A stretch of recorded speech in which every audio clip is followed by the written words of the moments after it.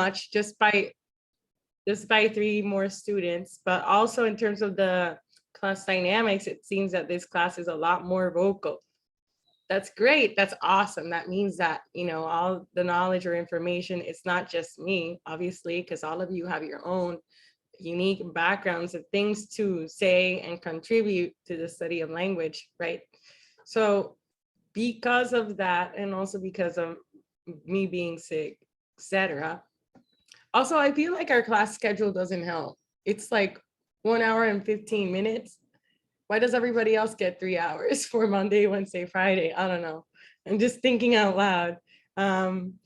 Yeah, so because of that, for next week, I'm gonna move this reading of Language and Thought to Thursday. And then this one, which is an article in a journal, it's kind of difficult actually, but it'll be complimentary, like optional. You don't have to read it.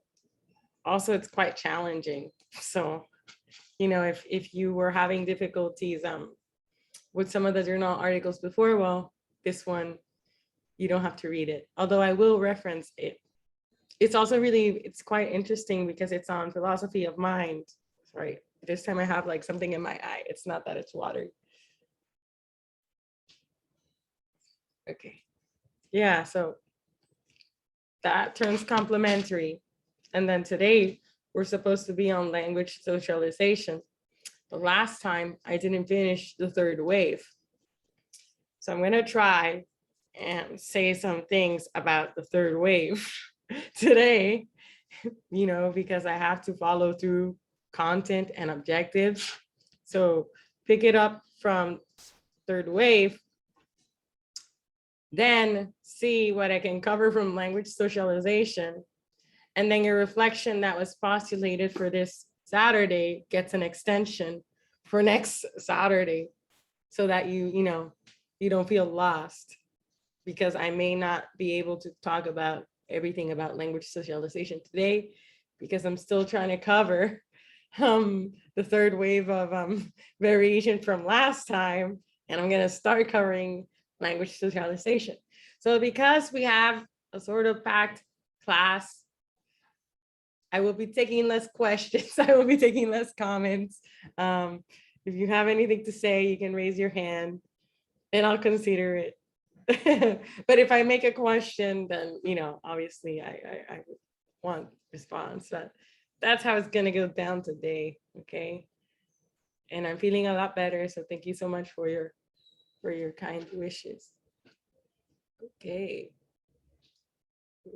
So I'm gonna share the changes to this, of course, and I'm gonna upload it to e-courses so that you know that the reflection for the Saturday is the next Saturday and not this one. In case, you know, in case you forget and you need that. But this happens all the time, you know, syllabus changes, people don't cover everything, especially if you have like such a, I guess, ambitious syllabus. Okay.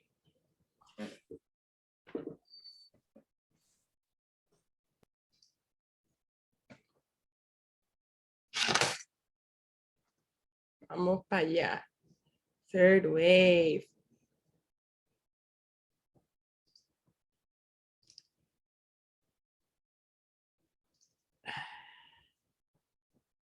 Also, does anyone watch Netflix? Side comment. I guess this is more of a comment for Natalie, who I think said she liked syntax. Oh, yeah. Yeah, there's like a new TV show called The Woman in the House Across the Street from the Girl in the Window. Have you seen that? Yeah. I mean, I saw it on Netflix, I haven't seen it. Yeah. So I had no, like, the title really bothered me. So I made a syntax tree about it. I made 2 syntax trees and they're there on my board. I'll share them with you later. Okay. But it was really annoying. Such a stupid title. Anyway, all right, so second wave. So as we mentioned last time, the study of sociolinguistics can be divided into 3 waves. The first one with the macro sociological categories that we see often in government type reports, right? And also in a lot of social science stuff. Then the second wave kind of came in reaction to that, more deconstructing, kind of advocating for the role of agency or the individual, specifically the individual's right to sort of claim their group membership. So how groups are created and how locally constructed groups influence or could be used as descriptors to language change. So when we talk about social groups, we're talking about what? Social identity. In social identity, in the second wave was captured by concepts like communities of practice or social networks, right? And we spoke about the communities of practice or the social identities of the islanders in Martha's Vineyard. And then we spoke about the social networks of Belfast and the working class people that knew each other and whether people had strong ties or weak ties to one another and how that influenced how language was spread, right? So these are different ways to visualizing language use and spread, groups and social networks, right?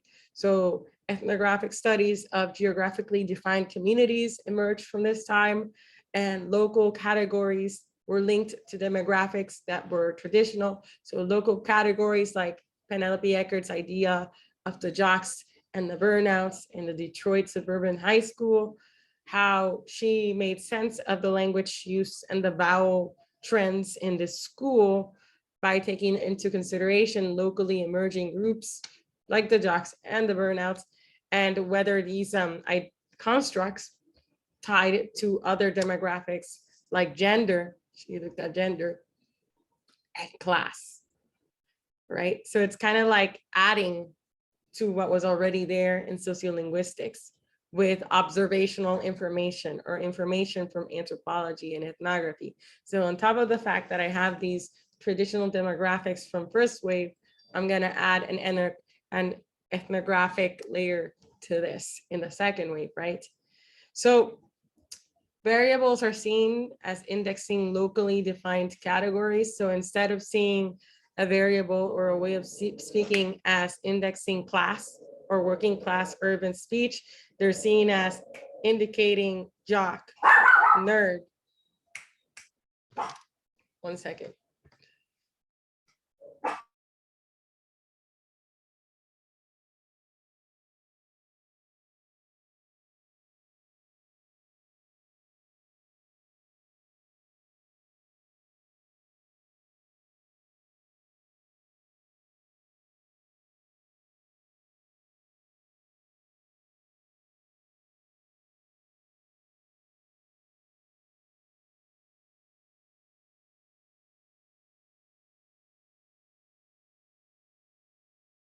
Okay, sorry.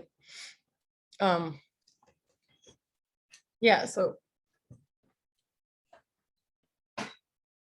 variables are seen as indexing social groups or social memberships, and style is seen as you marking your affiliation to a particular group or belief, right? So in the sense of maybe, I think it was Lause who brought this example of inclusive language and how people who use inclusive language, typically it's kind of like an act of identity, no? And you're sort of performing an ideology or a social stance against the institution, against traditional normative ideologies, no? So it's a style, it's an act of resistance in that case. So then we have third wave sociolinguistics.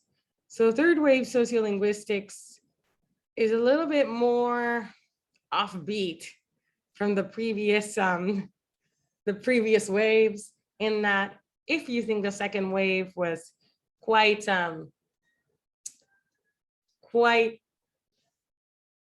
new age, new wave, I don't know, kind of challenging previous with the idea of social identity and considering identities like nerds and jocks and fishermen, and right, if you thought that was a little bit progressive or maybe not traditional enough for you.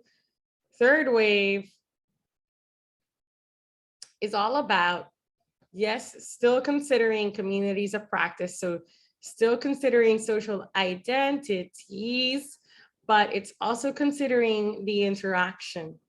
So it's considering the conversation and the languages used in that conversation. So third wave really much starts in the conversation. So local categories or my affiliation, my social identity is built by the use of language that I use, like recurring language, recurring stances. So recurring stances, like an opinion, like an ideology, like a position. So it's a recurring positionality of you. So you build your local category or your social identity based on your performance of language. So variables, in this case, language is what communicates your beliefs, ideologies, the activities that you take part of. So if you're an academic, your language will reflect that. If you are interested in Japanese popular culture, your language will reflect that. If your characteristics are that you like not to curse a lot, right? Or you're very conservative in the way that you communicate and you tend more towards formal language, your language will reflect that. So it's really much, so if you think about it, first wave is top down. So it's institutionally imposed labels, macro, sociological, large scale labels on people. And you may have no idea about that community or whatever, but you just apply these labels. Second wave is, okay, I'm gonna take my community into consideration and see locally emerging groups and consider that on top of my first wave. But then third wave is, let's start from the language. So less of people, less of stereotypes of people. I mean, it's still considering stereotypes. It's still considering it, but less generalizing and more, let's look at what's actually happening in the performance of a language.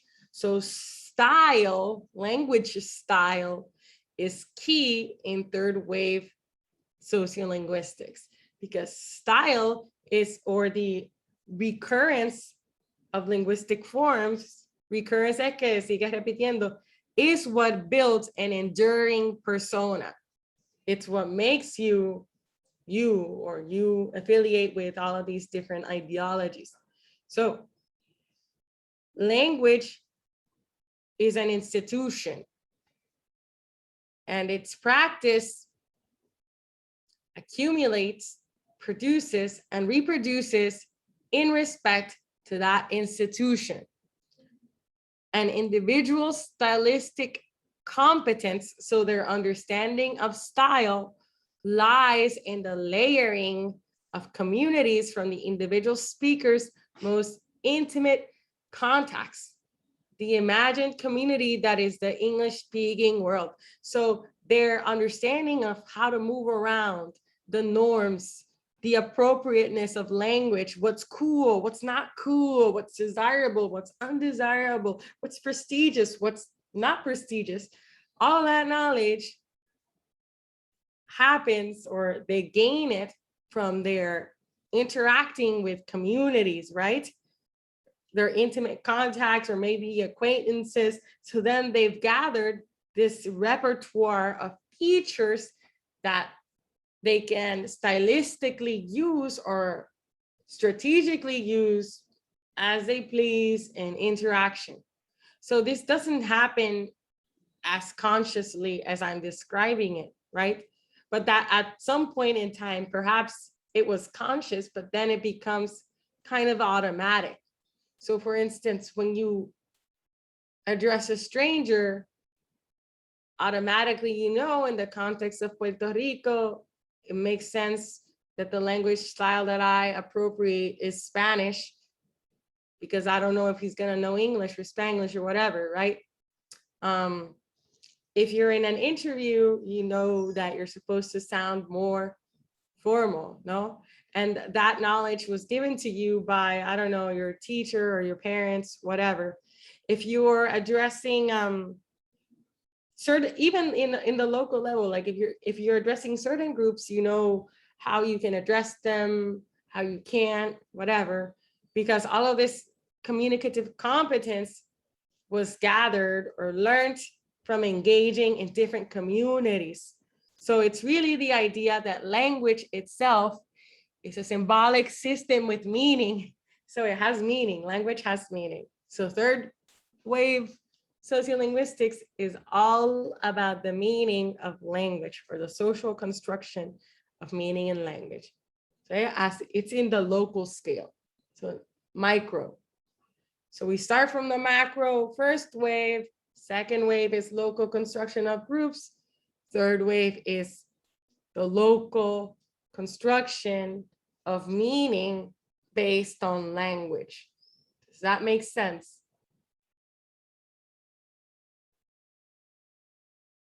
And really, when you think about it, I don't know how many of you have taken philosophy courses. Has anyone taken philosophy courses? No. Maybe like an intro. Yeah, but the thing is, because philosophy specifically has a branch that looks at the meaning of things, like semiotics, you know? So it's the symbolism behind things. So the branch of semiotics has a lot of crossover with third wave sociolinguistics. So I suppose third wave sociolinguistics takes a lot from philosophy, specifically philosophy of language. Jacques Derrida, qué sé yo. I'm just saying names of people that I know are important for that, but in philosophy that we don't talk about here because they're in their own field, but essentially they influence a lot third wave sociolinguistics. So that was just an off comment to see if this kind of seemed familiar to anyone that knew about semiotics and the sign and the symbol and all that stuff. But okay, continuing.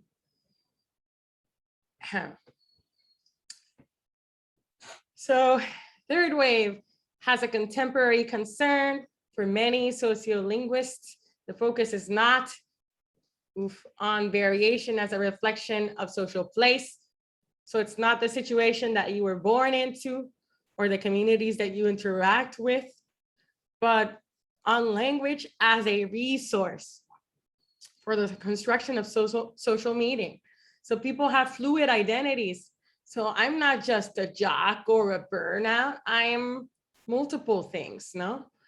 And and also more importantly, I am me because I am part of this, of all these multiple things. And I take from them as I please. People have fluid identities and part of themselves and may use language as a resource to communicate these. So if you thought that second wave was awarding agency, third wave is certainly very much awarding agency to the language speaking individual. So third wave involves a more local spin on the study of language. So the individual is tied into the social matrix through structured form of engagement. So the social matrix is not that they just happen to be friends of people and then, you know, they behave like those people, but that the individual is tied to those people, yes, but engages with them and in different ways of being stylistically. So let's take the example of jocks and burnouts from the Penelope Eckert study of the Detroit High School. So we can think of variation in language use as marking socially constructed categories, right? So if I use a specific language, I'm indicating perhaps my level of education or my affiliation in gender, my age group, my community. Variables come to signal these categories through indirect processes.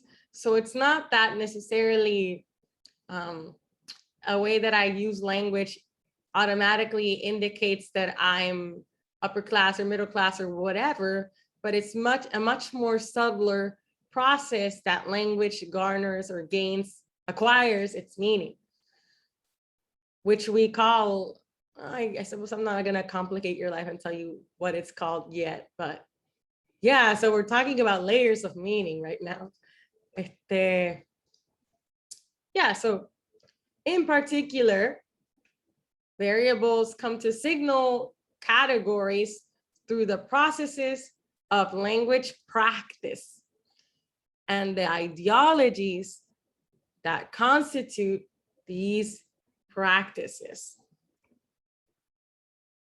So essentially what this citation is saying is that different ways of speaking are loaded with meaning. Language, after all, occurs in society. And because it occurs in society, we come to hear a way of speaking and we immediately associate it with our particular group, no? So that's why through practice, you signal categories that are ideologically known, that are ideological and cultural constructs, no? So you position yourself in society through language. It's a little bit, it's very philosophical. So you have to like maybe read it a couple of times and then like let it sink in. At least that was for me the first time we were talking about third wave sociolinguistics. All right, and we already discussed the Ahern chapter, although I think that there was a bit that we didn't discuss, but it wasn't important because we spoke about ultimately the difference between formal and applied linguistics and how this course is going to talk about applied linguistics and language in society. And then it kind of like discussed, I suppose, some of the key elements to the field of linguistic anthropology. So we can maybe talk a little bit about those very superficially as well before starting on language socialization. So as mentioned last week, in Ahern's first chapter of the socially charged life of language, she positioned a maybe strong argument, I don't know, depending on your stance, of why it's important to consider language in society and not outside of it in a theoretical vacuum. So like she spoke about Noam Chomsky and the sort of Chomskyan generativist perspective. She also spoke about the alternative of the arguments of linguistic anthropologists and sociolinguists who say universalities are good, but there's more linguistic diversity in this world that, you know, these universal accounts aren't taking into consideration.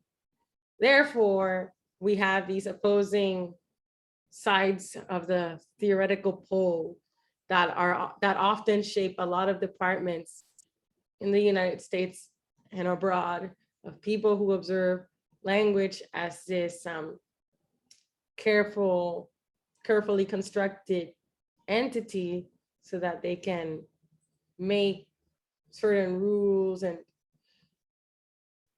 and sort of hypothesize on the biological nature of language. And then we have people that deconstruct these rules and talk about how language emerges in social context.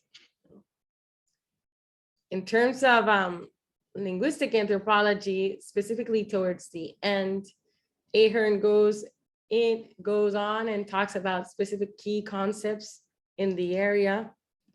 So for instance, Pin my video.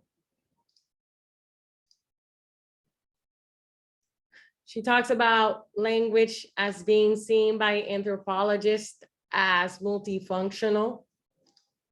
So there isn't just one use for language. So language, yes, communicates, but language is much more than that. And we have a famous linguist known as Roman Jakobson from the Prague School, that's a Czech last name, was the first one who observed the various functions of language. So linguistic anthropologists view language as serving a multifunctional purpose. Language is more than just a way of describing events or naming things. But maybe for us, this is like a natural assumption to make, that language emerged because we needed to communicate from the world around us. Multifunctionality is inspired by his work that he did affiliated to the Prague School of Linguistics. If you're interested in him, you could Google the Prague School of Linguistics. They have a rich history talking about multifunctionality. So Jacobson identified 6 constitutive factors of every speech event.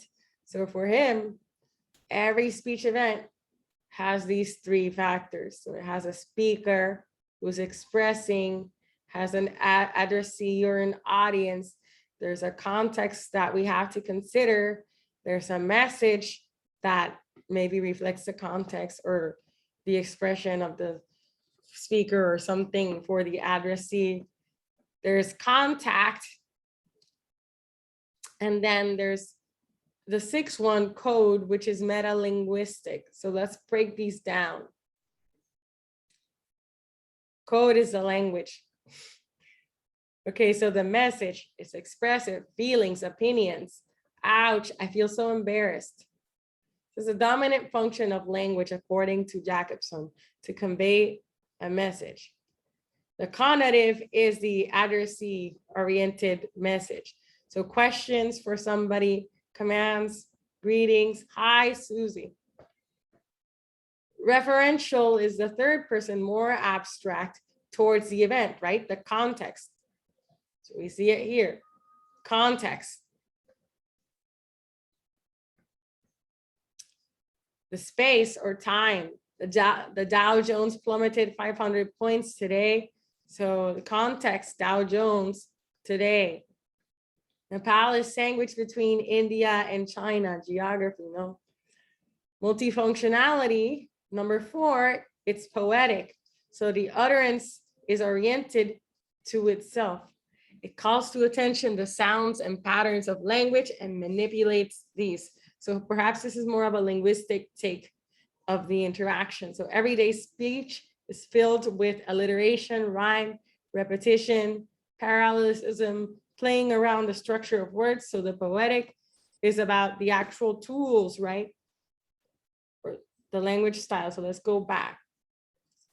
The speaker, the addressee, the context, how the message is packaged, the form, whether it's using alliterations or the structure, right? So now we're gonna go to contact and then code. So phatic, oriented to the physical or social medium. So it focuses mainly on the physical channel or mode of contact. May also draw on speaker addressee relation. So it's the social connection. Hi, how are you? Fine, thanks. So it's about the relationship and the medium. So that's what phatic is. Phatic. Up there. Contact.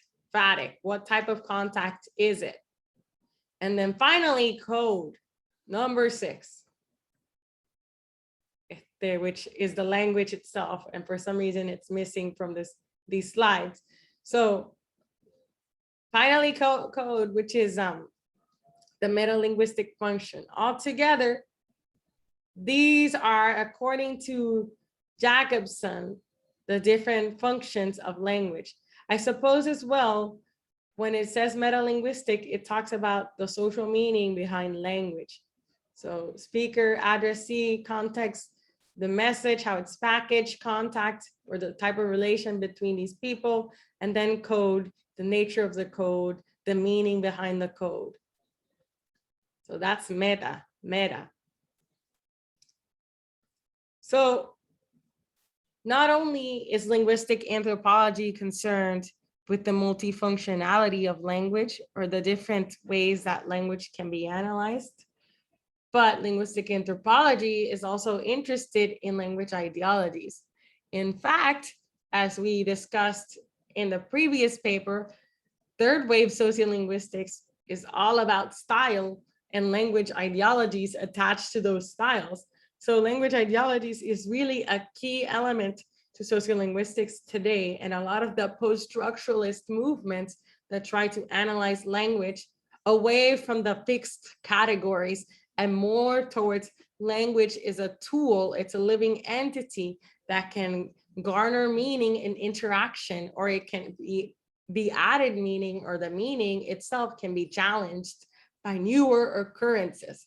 So language ideologies is super central to sociolinguistics and linguistic anthropology, and can be defined as the beliefs, attitudes, opinions, and theories that we all have about language. So we all have biases about language. We may or may not be conscious of them. They may or may not bias linguistic studies on language. And language ideologies can be just about anything. We can have language ideologies about any facet of language. So we can have language ideologies about a language as a whole. Like, I don't know, French is such a romantic language. Why? I don't know. And that's the second example. Particular languages, or language as a whole. Language is what separates humans from other species. Oh, so my ideology is that my dog can't talk. I don't have that ideology, but some people think that language makes human beings superior intellectual species or beings, right? Particular languages, that French is a romantic language. Particular linguistic structures. So Spanish is so complicated, it has two forms of the verb to be. Language use, never end a sentence with a preposition. About people who employ certain languages and usages. So people who say ain't are uneducated. Obviously, this is a fallacy, but there are people who have that ideology. People who live in the United States should speak English. Again, this is also a common ideology. You can think of the speak English only movement present in the US. You can also Wikipedia that as well. So we can have language ideologies about everything. So language ideologies serve the interest of a specific social or cultural group. They're not representative of everyone's ideologies, right? They serve certain people. So for instance, saying that using ain't is uneducated, that's such a widespread ideology that not many people deconstruct. But when you think about it, you bring it back to perhaps the standardization of English, and the people who were in charge of codifying English, white, educated, male demographic, and who wasn't in that decision-making process, people who spoke other Englishes, maybe ethnic Englishes, maybe African American. So then when the books get passed down and materialized and codified and marketed as dictionaries or grammar books that don't have ain't, or that put ain't as incorrect, then that's sort of the ideology that we all have, that it's informal, that it's incorrect, that it's uneducated, when ain't has a long history of being used and existing in the African American community, and it does communicate meaning, which is the whole purpose of language, right? So notions of correctness and incorrectness are also language ideologies, because the whole purpose of language is for it to communicate meaning, and language changes all the time. So language ideologies in any given society are best conceived of as multiple. So I'll say, I see you, not yet. But let me finish these four bullet points. So language ideologies serve the interest of specific social groups. Number two, are best conceived of as multiple. So it's not just one language ideology. You can have multiple conflicting, maybe language ideologies about a language or a language form. So for instance, English in Puerto Rico has multiple language ideologies. Some people see it as a threat. Other people see it as the gatekeeper to opportunities outside. Other people see it as the language of innovation, internet, science, technology. English in Puerto Rico has multiple meanings. And also other people see it as being tied to the statehood party, whatever. So language is multiple in meaning. So people may be more or less aware of their own or others' language ideologies. You may not be aware of all of your language ideologies until maybe somebody studies you. And you may also maybe not be aware of somebody else's ideologies until you study them. So yeah, some of the ideologies you know, some of them you don't. It's part of life. People's ideologies mediate between social structures, the institution, and forms of talk. So it's kind of like this tug of war between the macro, or what's widely established by those people in institutional power as the norm, and the micro, so people pushing back, challenging language ideologies and language use. So those are, I suppose, four different important keynotes that Cross-Crity brings about when he talks about language ideologies. Lause. Yeah, real quick, talking about the standardization of English really reminded me of one of the readings that we're doing for our American literature class that I'm taking. And so it's from Ben Hart on the Luck of Roaring Camp. And so he's a writer back in the mid 1800s. And so it's interesting because he used to be a reporter. He's a very educated man, and he writes a story about this really small camp or town in rural California. And so he actually, throughout the narration, it's really proper English and whatnot, the standardization of that time. But then when it comes to the dialogue of characters, he writes as the characters spoke back then. So for example, one of the characters said, you go in there, Stompy, and then go in there and see what you can do. You had experiences with them things. And it's interesting how back in the 1800s, this writer decided to implement in his short story the way that these people spoke directly, and it wasn't making fun of them. It was actually kind of celebrating, and it is actually part of the realism period and all about colors regionalism and local color that is like highlighting local communities and highlighting how people were and people are. And I think it's interesting how back then, I mean, we're talking about almost 200 years ago, this writer, a very educated man, decided to highlight and celebrate how people actually spoke. And these are people that are not educated, people that are coming out from the Civil War, people that are coming from difficulties, they didn't go to school, they didn't go to college. And it's cool to actually read people from back then celebrating language as it was like spoken.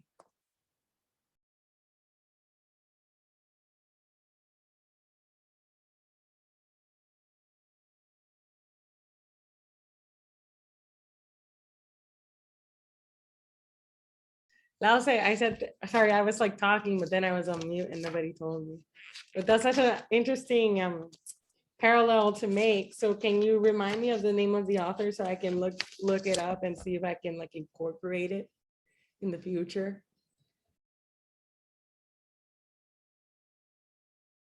Oh.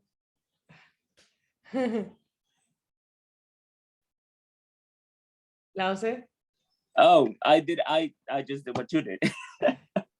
I said that his name is Bret Hart. The story is The Luck of Roaring Camp. I'll send it in the chat. So Okay. I highly recommend it. It's a good read. Okay, thank you so much, Lause, for that. Oh, Zoom. Anyway, so those are language ideologies, right? Also, the study of sociolinguistics and linguistic anthropology look at practice. So again, let's go back to Chomsky and his division between competence and parole or performance, right? So we look at performance, at practice. So we see each other as creatures of habit, hábitos, habits that we build throughout our lifetime, habits that were socialized into, that we later modify, challenge, add to, right? So this is really much tied with, I suppose, the work of a famous sociologist called Pierre Bourdieu. I can't say he's French. Bourdieu? Maybe one of you can correct me later. So Pierre Bourdieu, he's cited a lot in the work of sociolinguistics, especially when talking about prestige or language prestige. So he coins the term habitus, which has the word habit in it. So essentially how people are socialized. So will often impact whether or not people share many perspectives and values, as well as styles of eating, talking, behaving, and thinking. And I think this is quite true for everyone's experience, especially, I suppose, within the immediate context of Puerto Rico. What comes to mind is that Puerto Rico is very much socioeconomically divided. So a lot of the people from the working class interact with people from similar class backgrounds. And a lot of the people from the upper middle class interact a lot with the people from upper middle class backgrounds. And perhaps this is because of the education divide that kind of encourages that people attain specific jobs. But Puerto Rico is very much divided in the class sense. Also, you can think of in terms of neighborhoods, the gated neighborhoods versus not. And I suppose the same could be said in the American experience of race. So if we go to like rich upper class families or specific regions where most people are white, how would they be socialized in terms of the values that they have, styles of eating, talking, behaving, and thinking about ways of speaking and other people speaking differently, no? So we are all embedded with certain practices and certain ideologies tied to these practices, whether we like to admit it or not. So actors are neither free agents, so you're not completely free of your background, but you're also not completely determined by your inherited social circumstance. So habitus refers to a predisposition of habit that is not absolute. We are predisposed to think and act a certain way because of our social realities and our access that is provided by these social realities. So our access to language and ways of speaking. We act upon these predispositions. We may reproduce the conditions and social structures that shaped our coming to be, or we may challenge them, okay? But we are socially loosely structured. So we do belong in a social structure, but not so deterministic, so loosely. Does that make sense? Habitus, creatures of habit. Gracias, Lause. Has anyone else heard of the term habitus before?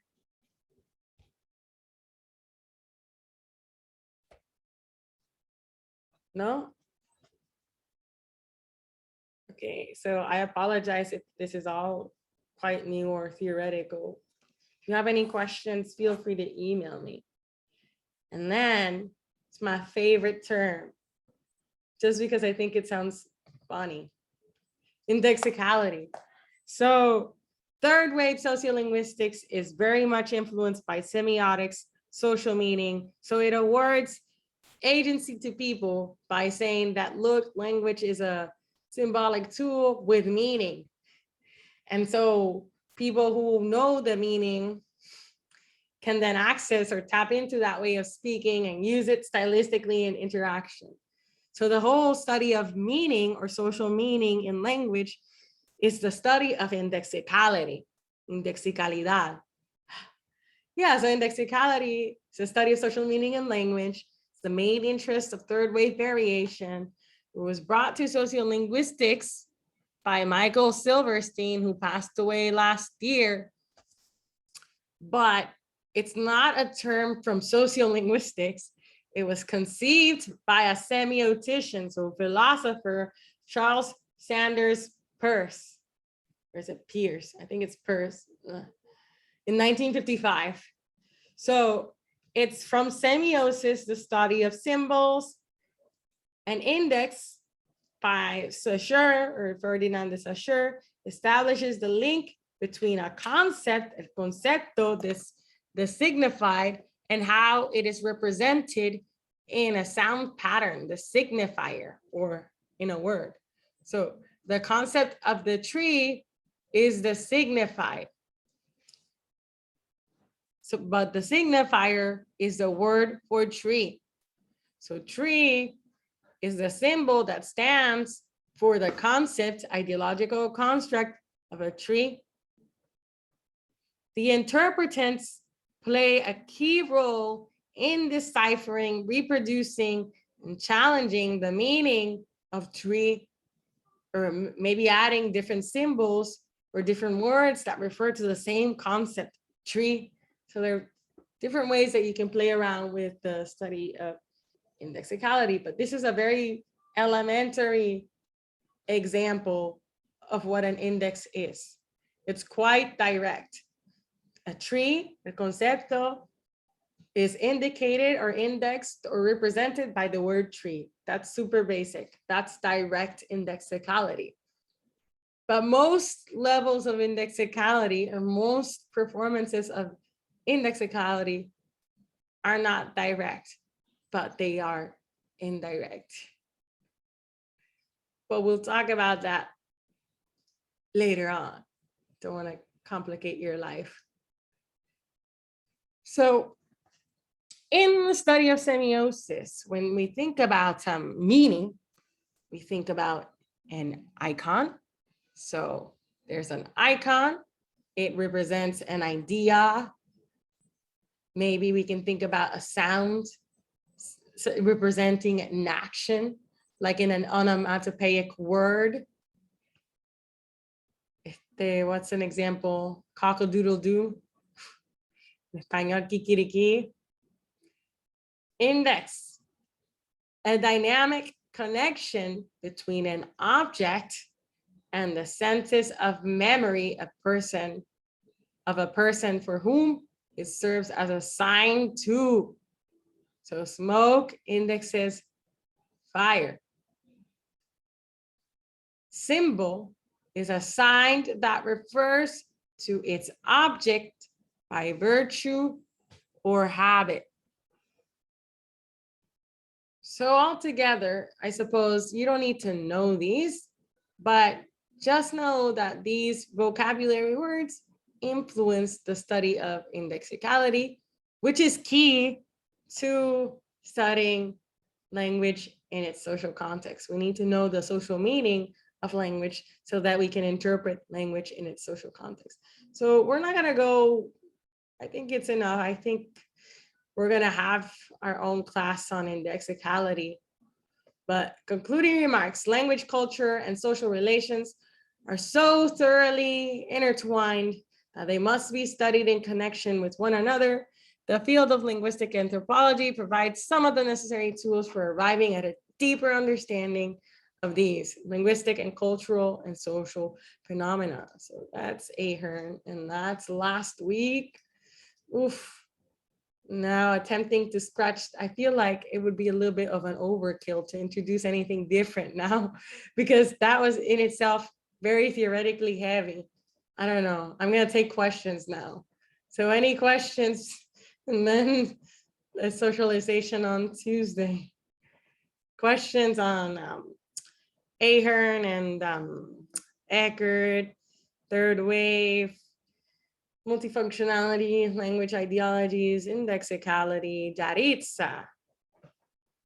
And so Okay. sorry, before you start, so sorry for those of you that prepared for a language socialization class, but I felt like I was gonna do an injustice if I didn't cover the last. So what's probably gonna happen is a video of me covering language socialization, which was meant to be covered on Tuesday, and then we pick up the other socialization next Tuesday. So, and also the reflection next Saturday. Okay, but that's it. Okay, Jaritza, go ahead. Okay. Could you go back a bit into habitus? What I kind of got from it is that people are, One I sec. wrote, Uh-huh.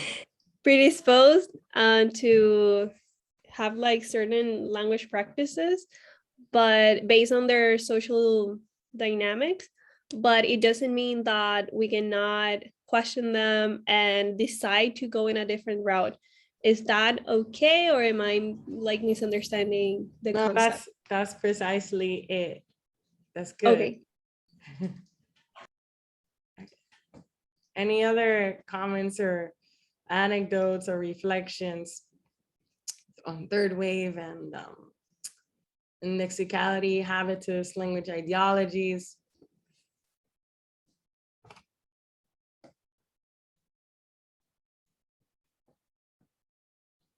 Jaritza. Okay. I just had a comment because when we mentioned language ideologies and the example with ain't, it just made me think about being a teacher, a language teacher, and how when I was taking like a couple of years ago, taking more language classes in the master's degree, that's when I actually noticed or became aware of certain linguistic ideologies that I had. And I kind of had to decide whether or not I was going to maintain them or not, keeping in mind that I am a language teacher. And I think that, or well, based on my experience, how teachers are prepared to be teachers, we're kind of impose a lot of language ideologies that are based on the elite and don't really represent the general population. So in my case, I kind of became aware of that and decided, I noticed that I would have to choose whether I was going to be aware of that and still practice those ideologies with my students, or if I was going to be like, okay, this is standardized English, but we have to be aware of who imposed these rules and why. So I am not going to act as if that's the only way of speaking and writing. So that's something that I'm really grateful for the master's degree, for the MAE, because I didn't notice that when I was studying to be a teacher, an English teacher. And in this degree, I was like, okay, it was like an eye-opening experience. So I just wanted to mention that because ain't is actually an example that it was mentioned in one of my master's, the MAE classes, and it was still mentioned as a mistake, something that we should correct in students. And at the time I didn't mention anything because I didn't see the point, the professor had her opinion and okay, but I noticed that I didn't agree with that and that it's something that I still work on because, there's many years of people saying that's incorrect, you should write like this or speak like that. And it's an everyday practice of me talking to myself and saying it's okay to speak differently than the standard or to write differently than the standard. So now what I try to do with my students, and I know I'm talking out loud, but I'm trying to. No, I enjoy this. This is really good. So This is now what I'm totally trying to related. do, what I'm trying to do with my students now is that I say, like, okay, so this is a rule and it was imposed like this, but it doesn't mean that it is the only way. Okay, so I try to at least say that we're studying this because it is a standardized version, and that's what people in the US have imposed in Puerto Rico, but be aware that there are other options. So I'm trying to do that as like a starting point of changing how I teach a language and how I perceive my use of language. So yeah, that's what I wanted to mention. That's really good that you do that, Yaritza, because a lot of teachers don't do that, or maybe they're not necessarily aware. Natalie in the chat says, I usually tell my students it depends on the context. So you mean like academic or something versus social? Like Yeah, formal? so I usually tell my students, like, especially like when we're just talking in class and I'm trying to just like elicit a conversation, I tell them like, I don't care what you say as long as like I can understand you, like, because I just want them to practice their speaking and stuff. But I'll tell them like, you know, if you are writing academically, like you should try to fit the standards because that is like the academic standard. I was like, but if you're just like writing for fun or just like a short assignment, like I just want you to get your point across. Like you don't have to be worried about grammar and spelling and stuff like that. That's also a nice strategy that you're encouraging them to, you know, use their own personal voices, and also showing academic English as a sort of addition to what they already have. No, I think that I'm gonna go to Brenda soon, but from like my own reflections about it is that I think it's quite, you know, well, obviously, well, I don't, some of you, probably a lot of you don't know much about like the history of standardization, or maybe think about it, right?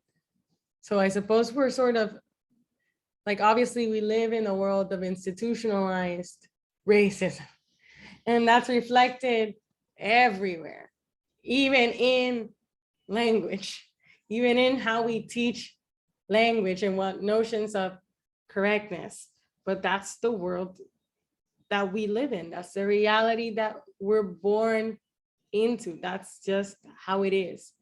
And because that's how it is, as English language teachers, yes, we need to like celebrate diversity and say that, you know, it's useful to talk, have a day or like talk about different dialects and say how they have like, they're culturally rich in history and identities of people and their legitimate ways of speaking, right? But like, to know that, you know, nevertheless, whether it's, you know, institutionally racist or not from the beginnings, whatever, standard language has a function. There's a reason why it exists. It exists to make language learning easier, because you're not, you know, gonna show somebody many ways of saying something, especially if someone's a second language student or third language, right? Then it'll get a little bit too complicated for them. And usually if somebody wants to learn a language, they want to learn the variety that's most widely understood. And the variety that's most widely understood is the standard that was imposed, o sea, based on a specific group of people. So because of history, this is the reality that we're given. So, you know, we're not gonna, monopolize, we're not gonna put at disadvantage second language or third language students by not teaching them the standard. No, we want them to know so that they can have professional opportunities and life opportunities and whatever. It's just that we probably also want to tell them that, you know, there are other ways of speaking from other cultures and groups that are also legitimate. But for this one, this is for, you know, academic, professional purposes, etc. Like Natalie said, and how Yaritza said, but it's definitely, it's, you know, it's just racialized. It's just, sorry. It's just, I already said the term, but yeah. All right, so Brenda and then Lause. Yeah, I just wanted to, since I've been reading about language, and as I said before, this is my first experience in sociolinguistics, but I've been thinking a lot about, I have a prejuicio against people in the academic context that say íbamos, estábamos, and replaces the N. So thank you, Yaritza, because I've been being conscious of that. And like Natalie and you said, it's a different way to say a word that maybe it was standardized, but I know what they're saying. I can understand the meaning about how they're using it, even though I think that that's not the correct way to pronounce it. I don't know, but thank you all for that.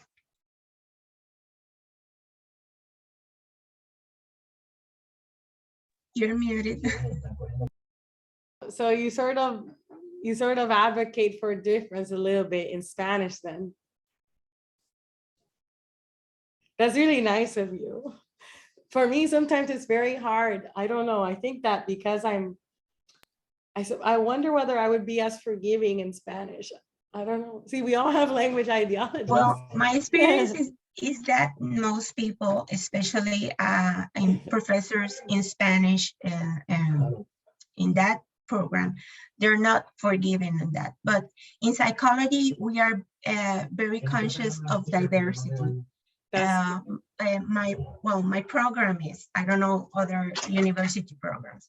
Yeah. So diversity covers a lot. And when I took my first diversity course, I had to be conscious of my privileges, because we all have privileges. So, and privilege is not only attached to resourcefulness or social economic opportunities. So we all have some kind of privilege in life. Definitely. We do. That's such an interesting and like awesome point. I think I love clinical psychologists because of that. I've had plenty of interactions with them about like identity and diversity and just kind of being an encouraging person. Yeah, it's definitely very progressive. So I'm gonna go then to Laos again, but before Laos, I'm also gonna share an anecdote. So this is a funny anecdote.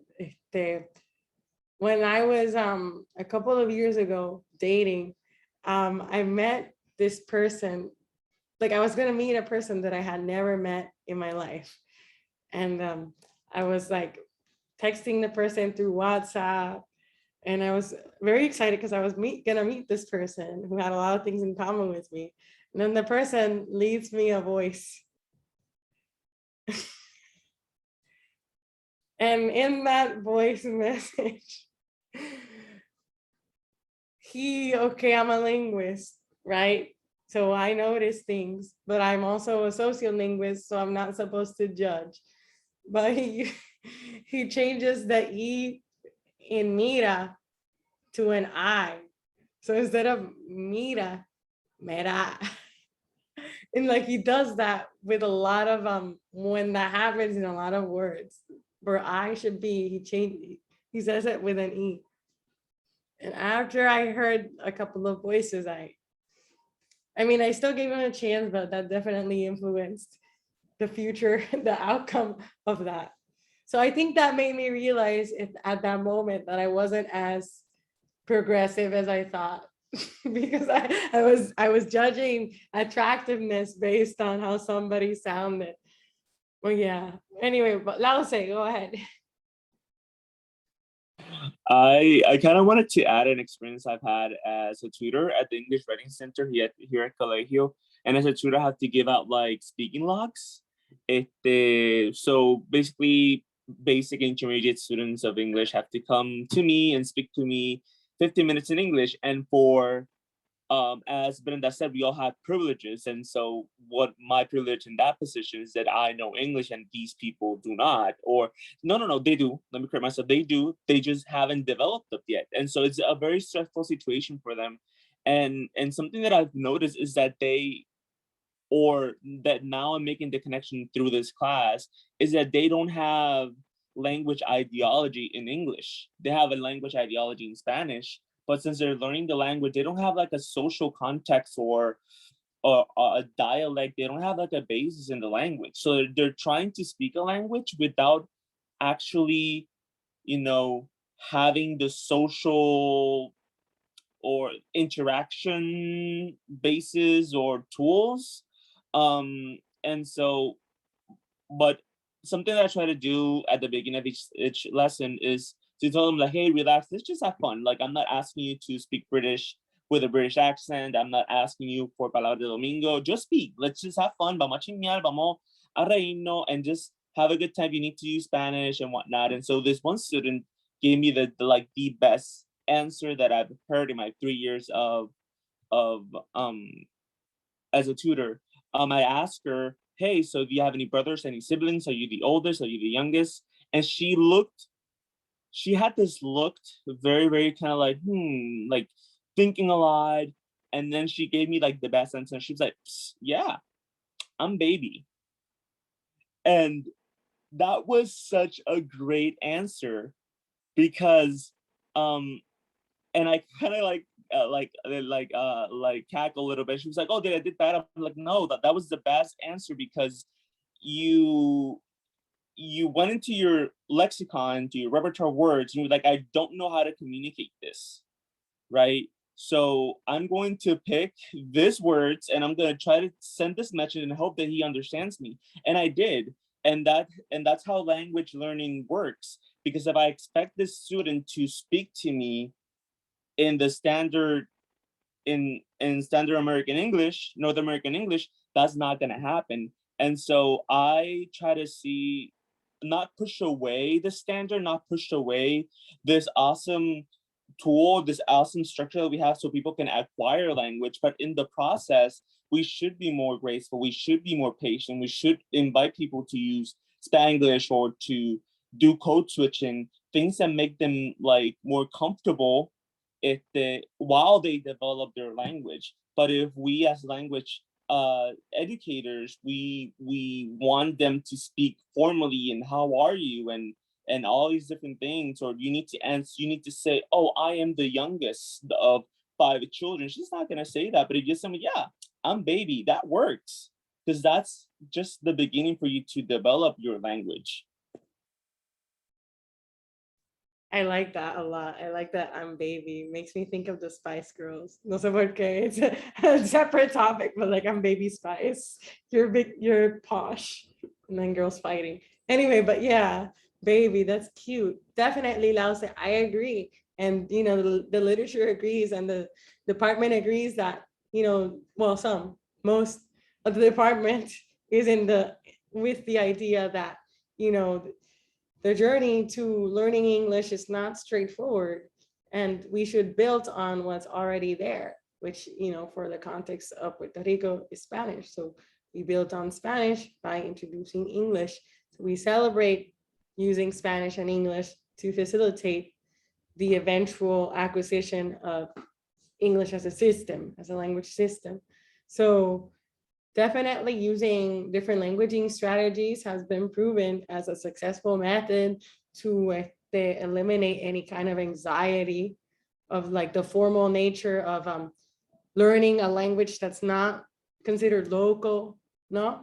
And the thing with English in Puerto Rico is that for a lot of people, like maybe for, you know, some, it's something that we grew up with on television, internet, you know, for a lot of people, it's that. But for other people, it's very artificial. It's very artificially learned. It's learned in academic school context. It's not learned in natural society organically necessarily, unless if you live in Rincón or Área Metro. For most people, it's kind of a performance language. You acquire it in school for scholastic purposes. It's seen as foreign instead of a second language, which is what it's officially in Puerto Rico. It's more seen as something foreign. All right, that was just a side comment, but yeah, I definitely agree with you that for our context, encouraging using Spanish as a tool to facilitate English is should be practiced more. Brenda and then Natalie. Oh, no, you know. Okay, Natalie.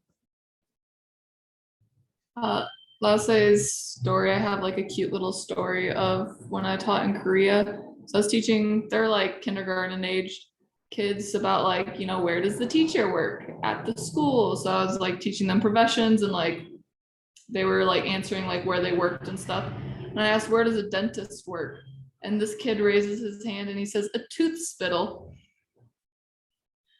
And I thought that was the cutest thing because he mashed tooth and hospital together to create a word. That's super cute. Yeah. That's super, super cute. How old was this kid? He was like 5. I just love it when that happens. I know. And I was like, Jason, I was like, I wish that was correct. I was like, I was like, no, he works. I'm gonna add that to the dictionary. I'm gonna suggest it to the Oxford Dictionary, English Dictionary. No, but real quick, but it worked. Like the communication was made, and you got an idea of what he wanted to say, and I think even children do that, learning their mother language, learning their first language. They, like mis sobrinas decían pío pío a todo, like ducks, chickens, and y pavo, como que they, if it had like feathers and a pico, it was pío pío. And it worked, even though it wasn't specific what they wanted to say. So I think that's like the magic of language acquisition. Yeah, well, I learned later on that in Korean, a dentist works at a tooth hospital. Like in Korean, when you directly translate that word, it's like hospital, which then he took what he knew in his own language and then mashed that into like English. That's so interesting. Yeah. This language transfer. Yep. But for vocabulary. That's so cool. So he created his own blend. All right, so I'm gonna upload this slide to our e-courses and this video as well. So to reiterate, for those of you who didn't make it, the second reflection has been postponed to next Saturday. So we pick up on socialization next Tuesday. And one of your readings for next week has been canceled. There. I'm gonna share it again. And also I'm gonna upload that syllabus with you. Which one? The one from the scientific journal Enfield. You can read it if you want, but we'll focus mostly on the Ahern chapter on language and thought. So this is really philosophy of mind. It's a really cool topic, especially if for those of you that have heard of the Sapir-Whorf hypothesis. We talk about that on Thursday. But on Tuesday, we're gonna tackle language socialization. So this is, let's do the changes here. So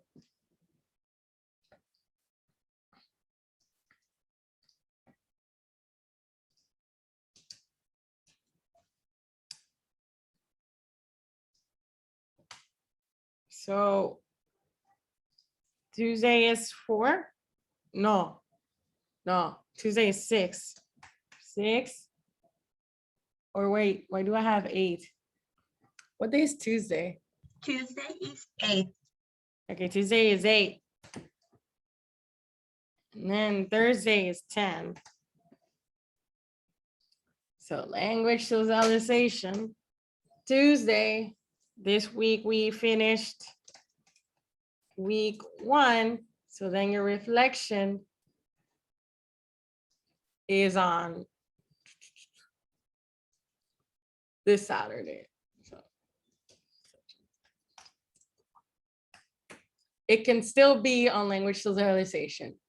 Doesn't have to cover the linguistic relativism.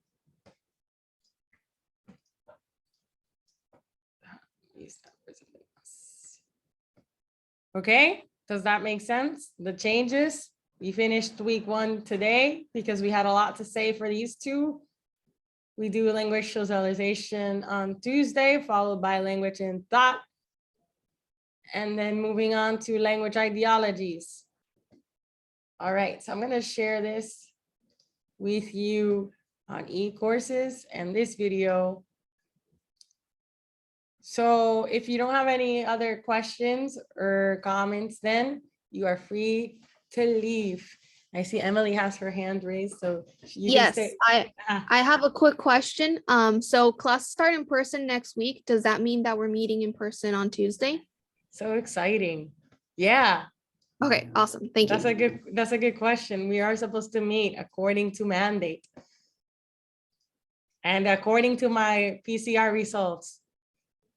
I'll keep you posted. Okay. Well, have a good Thursday, everyone. You too. Thank you. I Have a hope great you day, stay well. everyone. Thanks, Bye. Professor.